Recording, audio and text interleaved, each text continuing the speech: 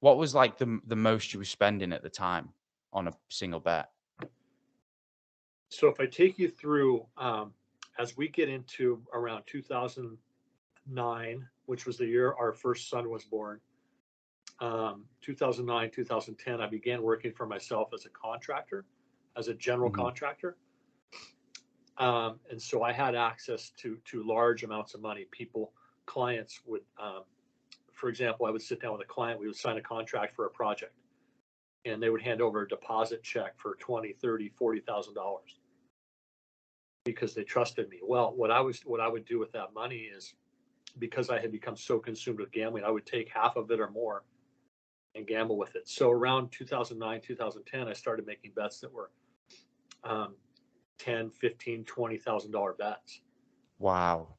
on a single game, right? And so what started out as, $100 bets back in the early 2000s, by 2010 is now up to, 15, 20, $25,000 a bet. Yeah. See, even to this day, I've never bet more than £10 on a single bet because I know for a fact if I was to bet 15, I think 15's okay. If I was to bet 20, I think 20's okay. Like because with me losing £10, I'm like, fuck, like £10 gone. That's like, and I can't even imagine 15,000 dollars where that's meant for, a job. Like it's literally a job on the line based on whether this bet comes in or not.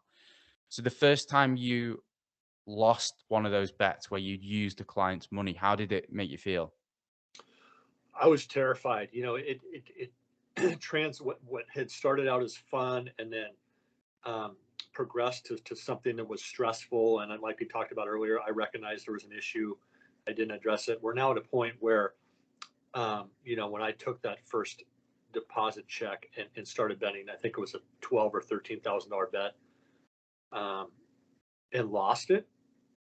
I entered into this world of darkness, okay, and fear and paranoia, because now I'm terrified. You know, I've got to this client trusted me to do their job, and now I've lost their money, and I can't even get materials on the job site to do that because I don't have the money. And so then I go to another client, right, and accept a deposit from them. And my thinking in my delusional brain, I'm thinking, well, I'm going to take $15,000 from this client, bet that on a game, and I'm going to win, right? The mentality of a gambling addict is never we're going to lose. It's always that we're going to win. And so I'm thinking, well, if I just win that, I can win the money back that I used from the other client, get that job going. So you can kind of see the path, right? And so Yeah. um, I would occasionally win a bet, but the the pattern was to lose more than I won. And so over time, I just I was living in a world of darkness and fear, basically. So it is so scary to think like, you've lost one client's money and it's not a little amount of money, and then maybe you use the seconds to try and win that back and you lose that as well. It becomes this deeper and deeper hole that you just like, how do you even get out of it? But so when did it go from, that where you lost the first client's money to then when clients were finding out? Great question. It was, I think right around 2011, 2012. At this point, I have 10 to 15 clients that I owe money to, anywhere from 3,000 to 40,000. Okay. Wow. And so what began to happen then was, and I would, my MO, um, with all of them was to delay and come up with excuses. Hey, I'll get back on the job in a month. I've just got a health issue, or there's a material issue. I can't get this into, well, you tell that story to enough people, and sooner or later they start to figure it out. And in the internet age, they started to connect with each other, because what would happen is they would file online complaints about me, and then somebody would see that and they would say, "Whoa, that same thing happened to me." And somehow those people, and then those people would connect. eventually there were enough of them that they started to go to the state and file complaints with the state. And then the prosecutors would get involved and law enforcement would get involved. And, that was around 2012 when that started to happen. That's so intense. So at what point did the lawsuit come to fruition then? How long after was that? Yeah, so it wasn't, well, there were lawsuits, which were on the civil side, right? But what happened in 2013 was I was charged with 2 counts of first-degree theft. Okay, 2 of my clients had taken this far enough with the state, had enough evidence to present to the state. The state then turns it over to law enforcement. Actually, no, the law enforcement turns it over to the prosecutors, and they have enough evidence, and then they charge me. In 2013, they charged me again with 2 counts of theft. And so it's at that point where I am no longer allowed to work as a contractor in the state of Washington where I live. My license had been revoked. My reputation was in the gutter. There was no way I could work anymore. And so I'm now at a point where it just becomes this game of hustle to me. I no longer have the resources and avenues to get money from clients. I'm hustling from friends or family members and trying to get money that way. Yeah. So did your wife find out at that point, or was it later?